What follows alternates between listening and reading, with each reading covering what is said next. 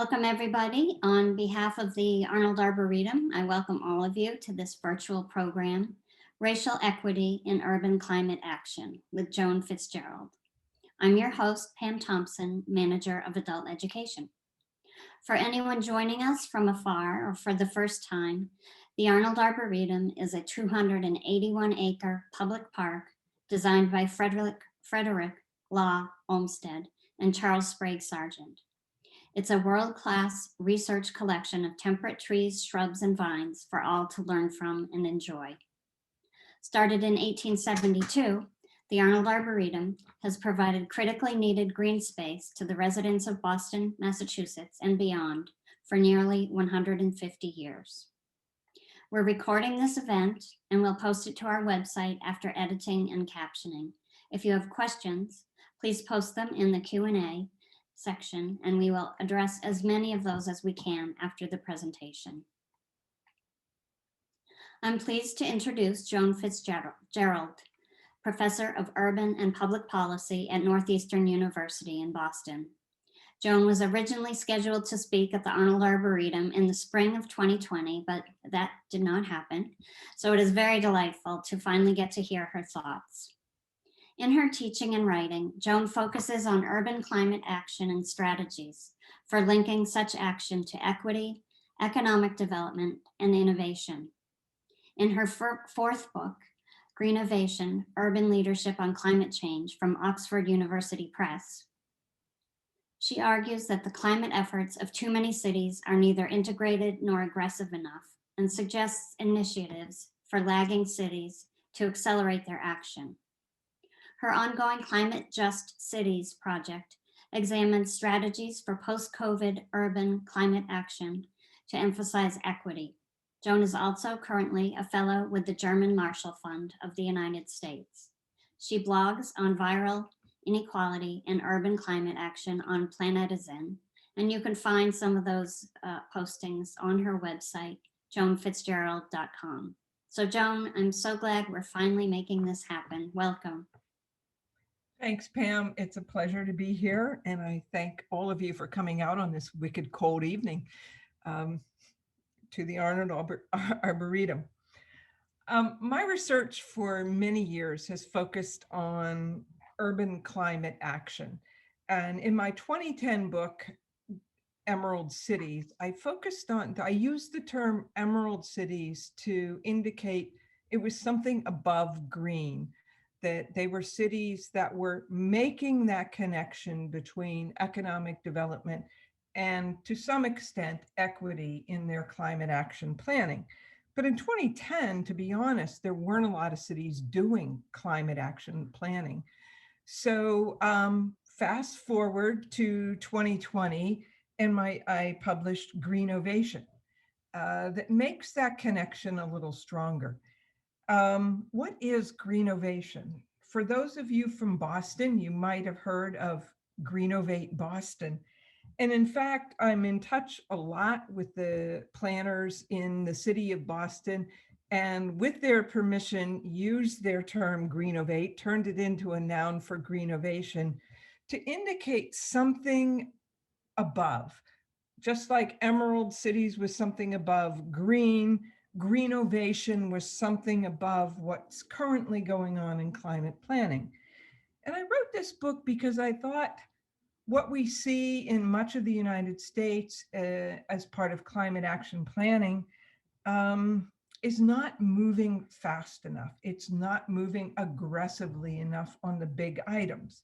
And you always hear this, go for the low-hanging fruit, go for the low-hanging fruit. My view is that going for the low-hanging fruit is fine to a point, but it ends up being limited because you're moving on climate action to a point where everyone thinks, okay, we've done that, we're doing good work, when in fact you're only conquering the very small things. And in this book, I use the term random acts of greenness to explain that. So what do I mean by a random act of greenness? Well, every morning I walk my dog in the Boston Common, the public garden, and I see these big belly trash bins. And the idea is that they've got solar panels above them to indicate when they're full. There's trash compactors, and they save so much energy because trucks do not go around to empty them when it's not needed.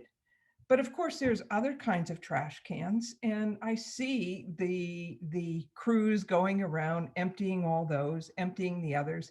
I see the broken solar bellies that I don't believe they do have trash can compactors in them. But in any case, it's not doing a lot in terms of the whole climate agenda with reducing greenhouse gas emissions, but it is very visible. And so I think a lot of cities go towards things that are very visible, but perhaps not very impactful in what they're doing in climate action. So when I look at what do I mean by greenovation, the first thing is setting aggressive climate goals, but anyone can do that. And there's certainly a competition among cities to set the most aggressive climate goals, but to have a strategy and accountability for meeting interim goals to meeting that goal. So that's the first thing I look for in what a city should be doing. The second one is kind of interesting to me. It's experimentation. And so when you think about climate action, when did this start? Well, 1993 is the first city in the United States that did climate action. That was Portland, Oregon. But for most cities and states in the United States, it was around 2008, the early adopters in terms of climate action. So this is a city agenda that there's really no history for how to do it, how to succeed. And if you're going to succeed, you have to experiment. And that occurred to me only in an interview in Malmö, Sweden, when I was talking to the deputy mayor, who said this about, I tell my staff, if you aren't making mistakes, you aren't experimenting. If you aren't experimenting, you aren't innovating. And that is just not, it goes against the grain of everything we do in urban climate action or in anything in city government, because everyone's thinking of that next election cycle. And you don't want to be credited with the experiment that didn't work. But it really has to be part of what we're doing in climate action. So the next thing I talk about is being a learning organization. City governments have to set themselves up for understanding failure, learning from failure, learning from success, integrating the lessons. And there's a lot of organizational theory that supports that in setting up a way for people across departments to be able to learn about what worked and what didn't and why, a critical element to being successful at climate action. The next thing that I talk about is linking climate action to economic development and social equity goals. And that happens in some cities more than others. And I'll talk about how to do that. That will be the focus of my talk tonight. And the last thing that I talk about in the book is catching contradictions, in that we do so many things that are contradictory in our climate action policies. So let me give you a quick example of that. Most cities in climate action want to reduce the number of cars in cities. And that involves increasing public transportation, bike lanes, a lot of strategies one could take. At the same time, we have, for example, in Boston, a new app, not particularly new, but an app that allows you to look for parking. And the idea is that a lot of the traffic in cities is people looking for parking. And if you knew where the parking is, you wouldn't travel so much. And so in some ways, it's reducing the amount of car travel, but in a more important way, it's actually increasing the ease of using cars in cities. And so parking and public transit tend to be areas that are contradictory in urban planning around climate change. So those are kind of the general principles that I found in the research for this book. And what I'd like to do now is talk about some of the specifics of it. In Greenovation, I focus on 3 general areas, and that's where most of the city's emissions are. The first one is in buildings. For most cities, buildings and transportation are the 2 key areas of emissions. And the third one is energy, and that's the energy basically that's used in buildings, but different places account for it differently. And so the idea here is to look at, well, how well is that reflected in a city's climate action plan? So one of the things I see emphasized in many climate action plans, for example, is recycling. And recycling's great. There's problems with it, as we all know, but in no city is waste management more than 6 or 7% of a city's greenhouse gas emissions. So important, but it's not part of the big 3 that I look at. And I think those are the 3 areas that we really need to focus. So I'm going to turn to a few slides that I will share with you to talk about some of these issues. So the first one is Greenovation in buildings. In the book, I talk about leading and lagging cities and how lagging cities can become leading cities. And so in each of these areas, I argue, here's what Greenovation is. If you're not Greenovating, you're lagging, and offer suggestions for getting there. So the first one is, if you are not implementing either a net zero emissions or a passive house building code, you're lagging. And let me start by saying the first problem with that is that in about 18 states, including Massachusetts, a city is not allowed to establish a building code that's stricter than the states. And many state building codes are not as strict as they should be. Some are, and we find that some have a way of getting around it. So what does it mean to say passive house or zero emissions? So the idea of a passive house, as you can see on this illustration, is that it is a building that is extremely tight to the point where many of them do not need any external heating or cooling systems, that the building envelope in itself, along with circulation, provides that. Part of that is by its orientation to the sun. Most of it is by its high circulation, and just essentially an airtight envelope on that building.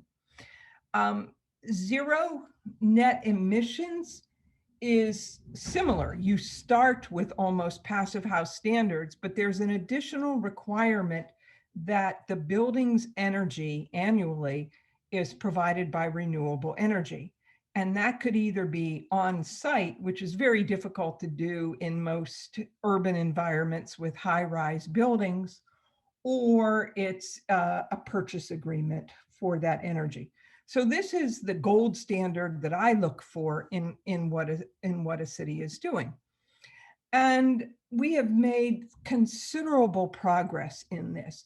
It used to be thought the passive house standard, for example, was started in Germany, that it could just be single family housing. We have gotten to the point where in New York and other cities that high-rise buildings are being built to this passive house standard. Here's several existing in New York. Here's a whole map of the passive house buildings in New York. But the argument goes, well, you can do a few showcase buildings like this, but it really doesn't translate into a lot of other environments. And I argue that's not really the case. And so in the book, I talk about one example in Philadelphia, a leading architect who decided to try to see whether he could build ultra low income housing to that passive house standard. And this is his design that's been built. Onion Flats in Philadelphia. And you can see not only is it passive house, but it has renewable energy associated with it. Tim McDonald is the architect. And once he realized that he could build ultra low income housing to this standard at maybe 2% higher than regular building, kind of got religion around it and encouraged Pennsylvania and then later 17 states and eventually even Massachusetts to include it in part of the credits it gives for low-income housing development. And so if a developer is applying for funds for low-income housing, part of the points will be, can you reach this passive house standard? And this alone has led this to increasingly become a standard. Massachusetts is really trying to be a leader. Our Clean Energy Center recently hosted a passive house design challenge where they paid an incentive of up to $5,000 per unit to developers to develop low-income housing to this standard. And this is really important because there's a lot of resistance to it. So for example, if we look at the recent climate legislation passed by the Massachusetts legislature in the last couple of weeks that Charlie Baker vetoed, he vetoed it because NIOP, real estate organization, said we'll never be able to build affordable housing in Massachusetts if we allow cities to set this standard of passive house or zero net emissions as indicated in this legislation. So what's really important is to be able to counter that by demonstrating New York is doing it, California is doing it, Massachusetts is doing it. There are nonprofit or developers doing it for low-income housing in Cambridge and many other cities. This is possible now, and it's one of the most important things we could be doing. Here's another example of multifamily passive house buildings in New York. And not only is this a standard that can be used for new construction, the Dutch have shown us an easy way to do this for retrofitting existing housing. And so this is an example of public housing, social housing in the Netherlands. And they've developed a strategy where they create an ectoskeleton that's built in an offsite and then inserted over the public housing, and even to the point of solar roofs on top. And considerable amount of social housing in the Netherlands has already been transformed into passive house standard using this. And New York has used this as the basis of its low-income housing and housing in general. So New York is doing it in regular townhouses as well as low-income development. So housing is really important. The technology is here. It's technically feasible. It's financially feasible. And hopefully we'll be moving this agenda forward in Massachusetts. So I just want to go through a few things really quickly on screen so I can get rid of the screen and be more visible to you. So buildings, transportation, equity. I want to talk a little bit about community aggregation as an energy strategy. And then California is a leader on this. I want to talk about community solar that is moving quickly in many places. I'll talk about Austin in this regard, and then move to Oakland with fuel switching and renewable energy, and then that connection to jobs in Los Angeles around transportation and jobs to move America. So let me take that off the screen to talk about that. So what can cities do with renewable energy in that they don't produce energy typically? The first thing is community aggregation, which we already have here in Massachusetts now, in Cambridge, Boston, and other cities. And the idea is usually you have a utility that purchases the energy, distributes the energy, and bills for the energy. And in 18 states, at least now, cities are allowed to take over the role of purchasing energy through community choice aggregation. And many cities have done that. And the idea is to purchase energy at a lower cost for consumers. But in many cities, the idea is to make that transformation to renewable energy. California was the first state that really moved on community aggregation, as it is in so many climate actions. And so there's a lot more of it going on. But in Greenovation, I talk about San Diego, which is the first city in the country to have 100% renewable energy goal by 2035. And it's the only city in the country where it's legally binding to the city. And so there was considerable consternation on the part of the utilities. How can you allow them to take over our role? They've gotten beyond that and figured out the community aggregation. And it's a major part of their strategy now to move forward with solar and to make it more affordable in more places. Another approach is community solar. So if we look at the solar panels that are put up on roofs for the most part now, what we see is that we are subsidizing people who could probably afford to put solar panels on their roofs if they wanted to anyway, and subsidizing it nonetheless. And so utilities have said, well, this isn't fair. And to some extent, they are right. The idea that you can sell back your electricity at retail rates to the utility. And so what community solar does is allow the 50% of the population that either can't afford or don't have roofs because they live in multifamily housing to access solar from a community perspective. So what that means is you can buy into a solar farm being produced and get credits on your electricity bill for the energy that is produced, as if you had solar panels on your house. And so how do you direct that to low-income communities? A very important factor. The example that I showed you was in Austin, and Austin Energy, which is a municipal utility, was seeking to develop more community solar. They went into a low-income community, La Loma.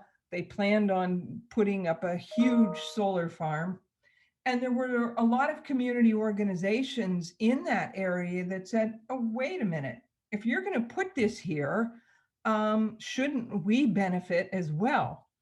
And through their action, convinced the utility to sell back, to hold 50% of the energy from that farm for that low-income community. And it ended up being subsidized by the other buyers into the community solar program. So they were part of it as well. And from this example and others, we see community solar catching on in places like Minneapolis and many other cities as a way for low-income communities to benefit as well. So looking to the issue of low-income communities, one of the things that we've realized with COVID is, of course, that many low-income communities and communities of color have really borne the brunt of COVID. And it's multiple reasons. One, because they have the jobs that force them to be out working, to be out on public transportation, all the risk factors.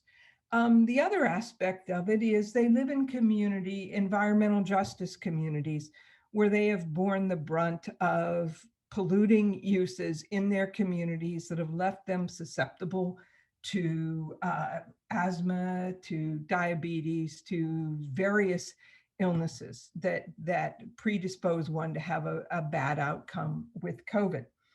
And so several cities are starting to say, okay, what can we do moving forward in our climate action that prioritizes these frontline communities in our climate action? So one of these is Oakland, California, that has looked at all of its energy and other kind of programs and said, okay, how do we prioritize our low-income communities? So one example is West Oakland. It's surrounded by 3 highways, it's by the port facility, which is very polluting, and also is home to a peaker plant, which is a plant a utility uses on peak days to generate electricity, which is run by jet fuel. So a very polluting kind of plant there. And so the city decided it's only fair in our climate action that we first focus on this frontline community.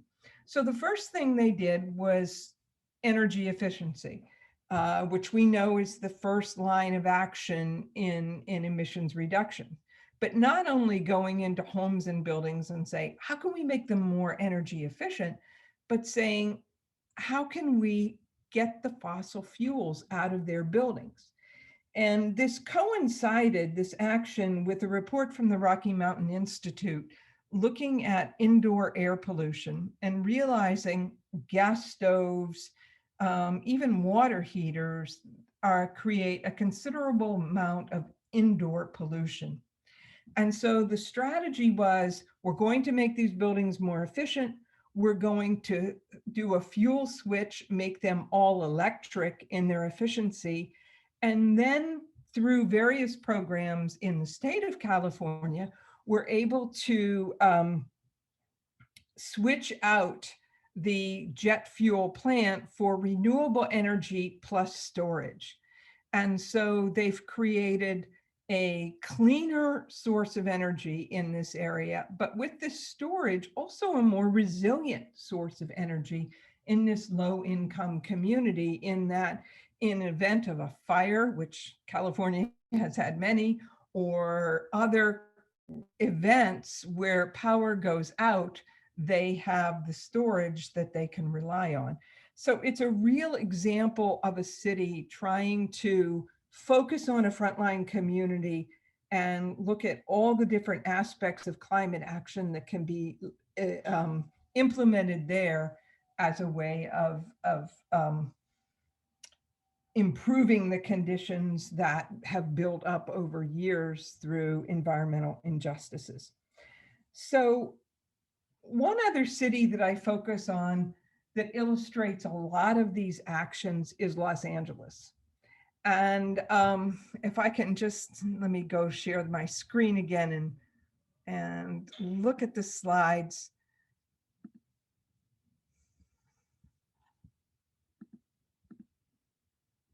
Oh, so this is West Oakland and the fuel switching. That is the jet fuel storage facility there that was no longer needed. Los Angeles was the first, and I think the only city that has committed to switching out all of its buses to electric over a 20-year timetable. They're doing it now.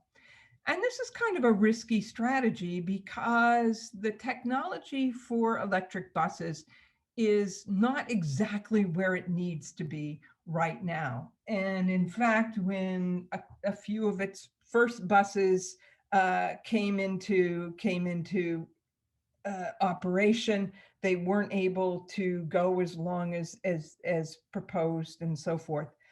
But a number of activist organizations in Los Angeles were very working with the mayor, eager to negotiate, okay, if we're going to buy buses, you're going to produce them here and create jobs. And not only are you going to create jobs, but you're going to prioritize people in low-income communities and communities of color in Los Angeles for those jobs. So the company they attracted was a Chinese company, Build Your Dreams, BYD. And there is a happy picture of the plant, but it took many years to get there. In terms of when they first started, the company was not eager to unionize, did not train the workers well. And as I mentioned, the buses weren't exactly producing to the point that they thought they would. And they started working with an organization, Jobs to Move America, that was created by another community organization in California that is saying, if we're investing all kinds of money in transit and public dollars are going into it, we ought to be able to get good jobs and good jobs for people in frontline communities out of it.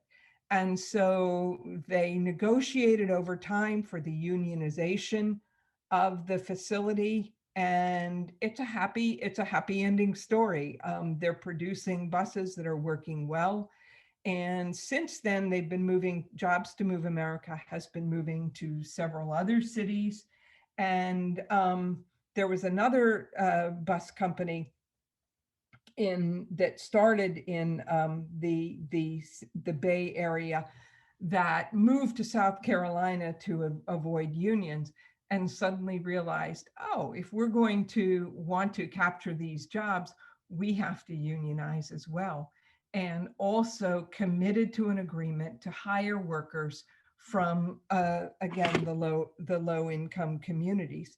So it's a really good news story of community organizers, a committed government saying equity, economic development are key to our agenda on transportation and electrification.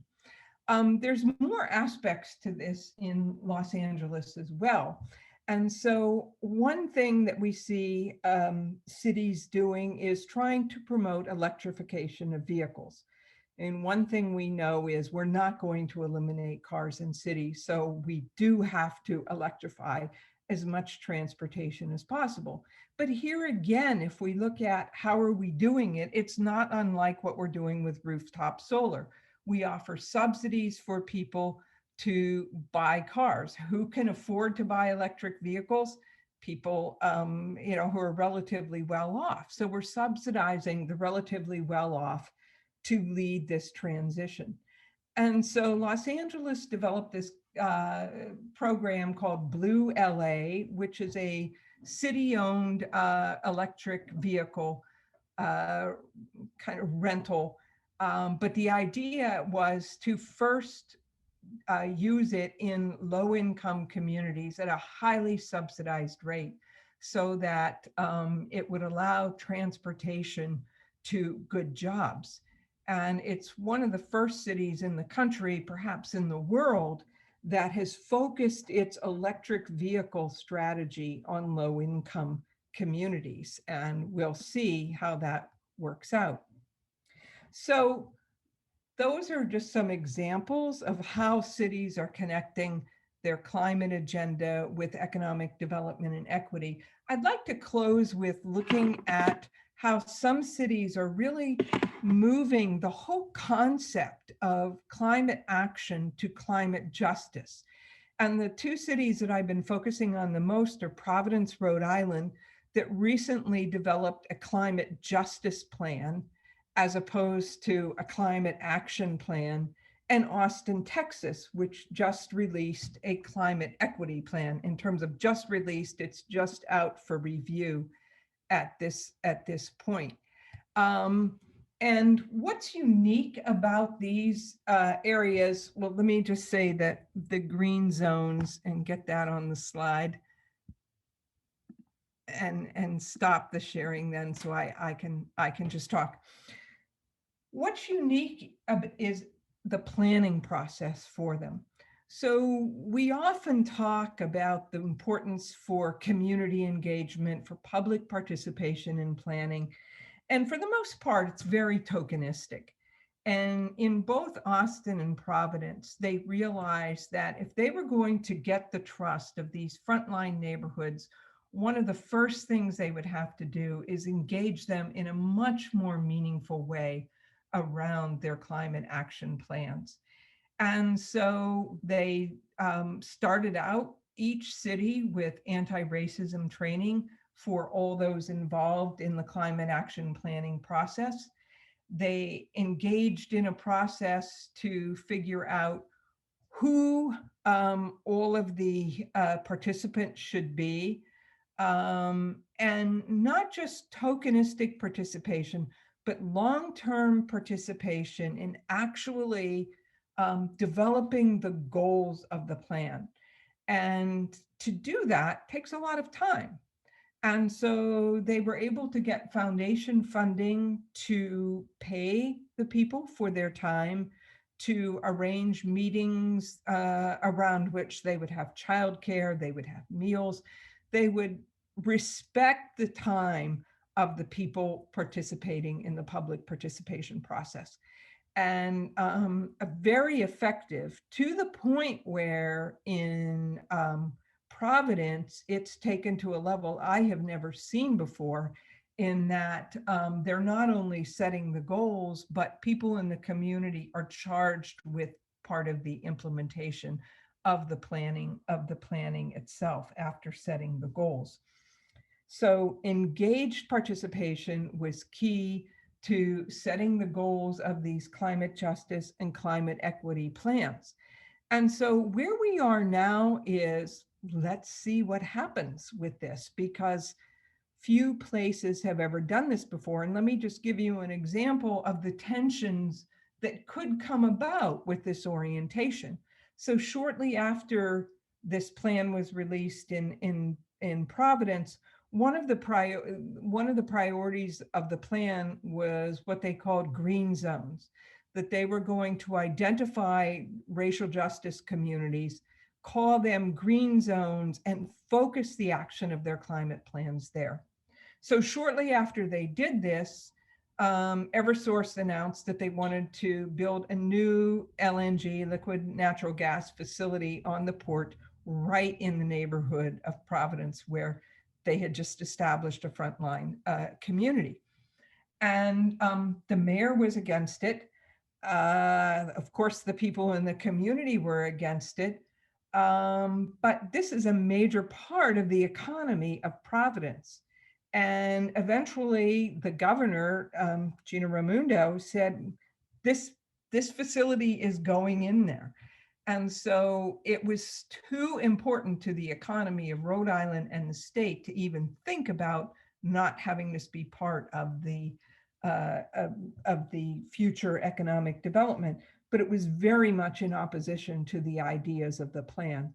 And so I think this is just an example of how there might be tensions between this focus on frontline communities first as part of a racial equity agenda in climate action planning, and that economic development agenda of cities and states.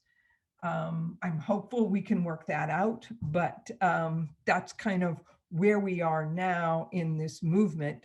And I've already started my next book called Climate Just Cities, where I'm focusing on the cities that are trying to reorient themselves as climate justice and racial justice as being at the forefront of their climate action, and focusing on what barriers might exist to that. So I'll stop there and leave it for questions. Thank you. So we have a question that came in. What can private industry do to help drive equity? For example, the automakers, the utility companies and new energy companies, and even the oil and gas companies who are transitioning to the new energy space. So what can private industry do to help drive equity? Well, I think it obviously centers around employment. And you know, the companies in California producing the electric buses were very resistant to the idea of hiring agreements where they would prioritize people from these communities. And what they have found is working with organizations like Jobs to Move America and working with unions in training, that they're able to hire and very successfully work with these communities. I think we see some of the same of that in solar installation. And so part of it is either companies or a combination of companies and the public sector doing workforce development, workforce training.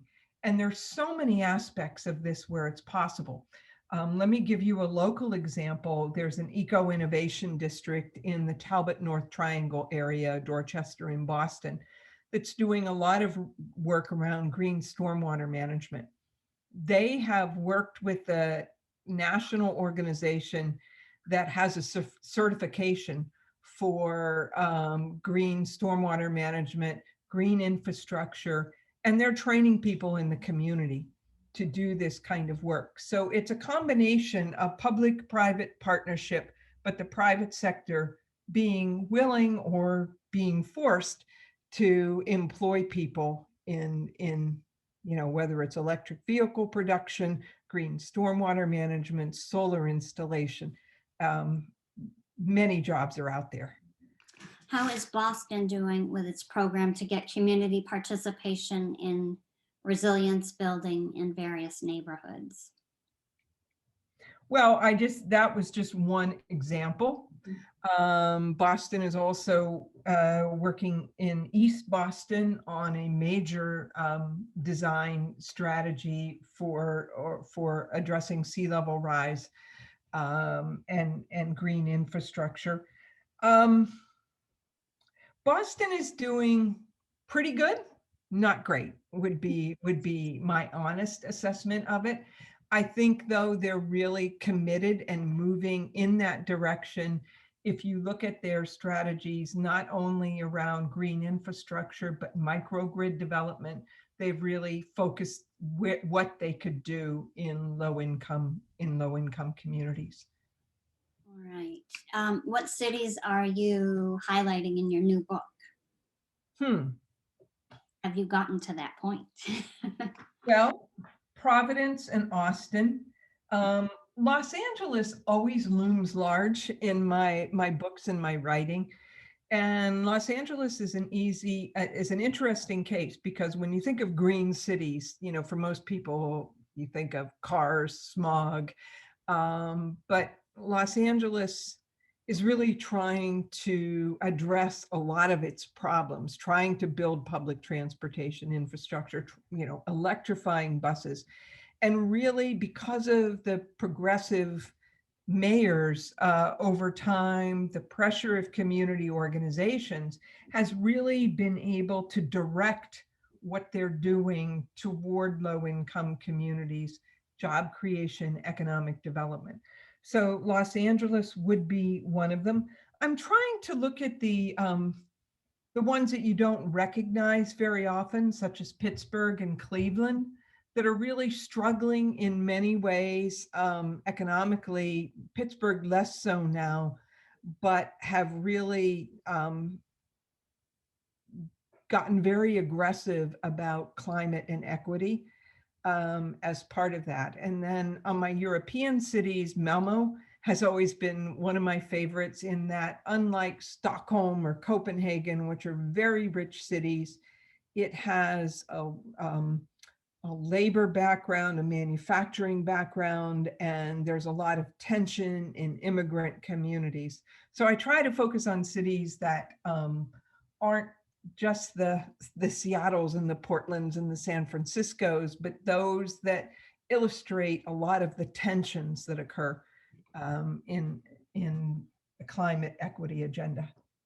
Could you talk a little bit about the participatory methods that were used in, say, in Austin or in Providence to incorporate as many voices as possible? Yeah, I actually looked at 5 cities.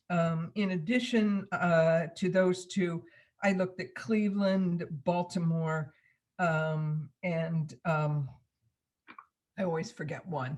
But one of the differences that I saw is that a lot of it is kind of look for the usual suspects, the community organizations that are the leaders in a particular area. And Portland actually was one of the first that started this participatory approach and realized we don't have community organizations that are trying to address climate. And so they had to convince the existing organizations to get involved. But what Cleveland did, and that was in Baltimore, that was a little different is, okay, we're going to have people at the table that are going to be involved long term, but we still want to hear voices of the community. And they hired community ambassadors. And these were people who were known in the community, but not necessarily in climate, to lead a process of interviewing, talking to people about what do you want to see in your community? And it may or may not be climate related, but to help them see how they could connect what the communities were saying they needed with their climate agenda. So it was kind of a two-pronged strategy. Long-term, get public engagement. Those were the people they paid that were involved for the long term, but also to get a lot of input from a lot of people to understand what they wanted to see in their communities. And so that was the major part of this process that I saw. You're speaking a lot about buildings and energy efficiency and all of that. Can you say something about green infrastructure, the role of urban forests in all of this, and how is that being integrated? Yeah, so how do you integrate the climate mitigation with the climate adaptation part of it? And the climate adaptation part actually occurs in places. So the idea is, for example, let's just look at stormwater management. Those conditions vary even within a city. And so it's up to the city to figure out what are the needs of particular areas in stormwater management and implementation. And that's where, for example, the Eco-Innovation District that I talked about was really helpful, because they were able to develop local solutions, train local people to build those solutions in the community. So I see that approach as being extremely effective, but it also has to be tied to an overall city agenda to do green stormwater management. So Philadelphia, for example, is a real leader on this front, where many cities that are under consent decrees to eliminate the problem with their stormwater and sewage system, joint stormwater systems. It was the first city in the country, and I think maybe still the only one, that is doing that completely with green infrastructure. And so that means they have to look at every single community and how that will take place. So that's just one aspect of it. I think in terms of the green forestry and so forth, parks is where I see that coming into play. And there's a strategy called Just Green Enough. And the idea behind this is that we know that the more parks and green space there is in any given neighborhood, property values rise, and you could even be setting off a process of gentrification. And so how do you develop parks and green space in a way that's just green enough to create a better environment in a particular neighborhood without setting off that process? And again, that's what we see going on in this Eco-Innovation District. I see another aspect of that is really important is urban heat island effect. And that is an increasing problem for many cities. It's related to the green cover to prevent that. But of course, because there's less of it in low-income communities, it's more of a problem. And so cities really have to focus on a green or on a strategy to address urban heat islands. Someone is asking, I see a lot of diversity, equity, inclusion, and justice statements being developed and put out there by companies. And it seems like this is saving face versus actually implementation. And how do we hold these companies, all of us, I guess, accountable to these newfound statements? Well, we keep track. It's all in the numbers. And so I think, you're right. Companies are almost competing. I know universities are certainly competing in terms of hiring and having more diversity in the faculty. And every company is doing that. And so it's a matter of the numbers. But I think where we have to get beyond that is not just going out and trying to hire people, but trying to create the next pool.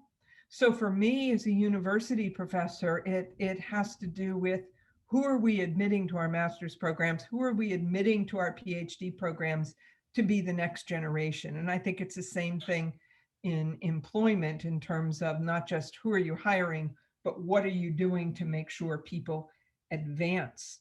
And it's a real problem. So for example, I'm having in my class this Tuesday, my city sustainability and climate change course, 3 sustainability directors to talk about the great things their cities are doing on equity and inclusion in planning. They're all white.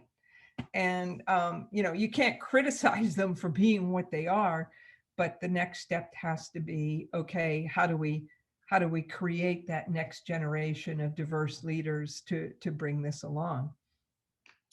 You've mentioned balancing environmental and economic trade-offs, but how do you think about balancing the climate and equity trade-offs in potential climate policies on a limited city budget? Does the person have a specific example to discuss it? I mean, the example, it's hard to separate it from the climate equity economic development trade-off. And so let me just take you back to Providence, because one of the concerns was they so much engaged the minority community in developing the plan that the business community said, wait a minute, you didn't consult us. And the traditional environmental organizations said, wait a minute, we weren't at the table either. And so their concern is, yeah, we have a problem with the subsidies around renewable energy, electric vehicles, and who those are going to, but we have to move this agenda very quickly because of the urgency of the problem. And so there is a concern that if we include equity, we'll slow down the progress on the climate goals. And so that is a concern. And I think it's just a matter of how we structure incentives and goals. But it is a tension, definitely, that is being discovered as this agenda moves forward. Related to the just green enough in a way, do you know of examples where cities are addressing the equity implications of redlining that has taken place, and any kind of reparations that are possible for those neighborhoods? Yeah, I just, in my course last semester, had an entire, that was the students' project, is to try to look at ways to counter racial segregation. And they looked at, various programs in different cities of, well, what is the effect of rent control? What is the effect of programs that try to provide down payments for people to move into neighborhoods they otherwise wouldn't be able to afford? Off the top of my head, I'm not thinking of a number of different programs, but they're being instituted in various cities, but it's a difficult process. And I think it's a really important aspect. One is just the ability to provide high quality, affordable housing.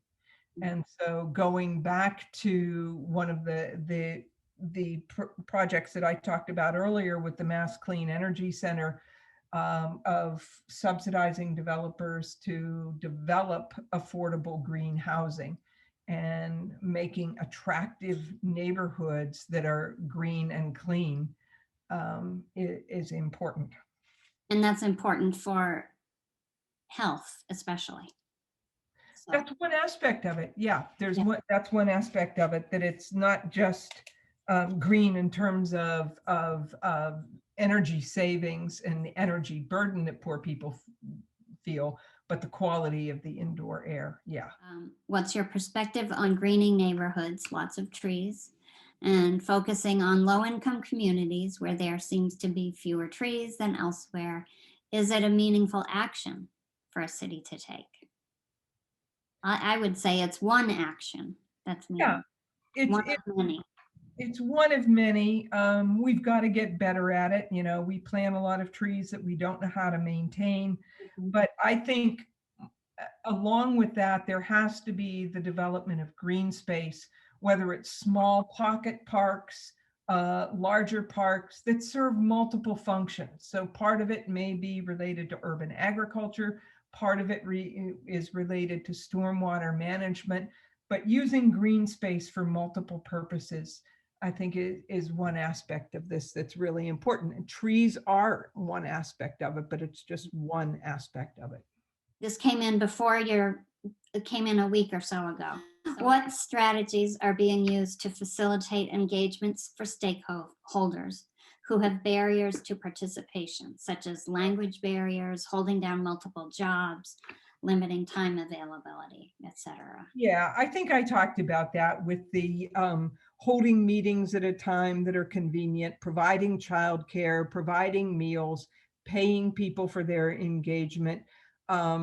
That's kind of an easy part that we figured out. What we haven't figured out is most of the cities that are able to do this are getting funding from private foundations to pay that. And so the question is, in this time where city budgets are really stretched because of COVID, how do we go forward with valuing people's time in order to maintain that participation? Will be, you know, something we have to really think hard about. But those are the things that we know that facilitate participation, and also tell people that we really value you, because, you know, being asked to volunteer suggests that, you know, your input isn't of much value. I'll have one last question, which I'll throw out there. What are your hopes for the new administration and their efforts in all of this? I'm very pleased with where the new administration is going, with the executive order on climate, with even things like addressing trade, using procurement policy to focus on Buy American, so that we are creating jobs, because, you know, that equity and economic development link can't happen if we're not creating the manufacturing jobs in this country. And so I think through trade policy, through procurement policy, through environmental policy, we already are seeing great movement on the Biden administration that leaves me very hopeful. Good. I am hopeful as well. So I think we're going to close this out right there. And thank you so much for taking the time, spending the evening with us on this wicked cold night, as you said. And we look forward to your next book and what you learned through all these processes. So much appreciated. Thank you. All right. Good night.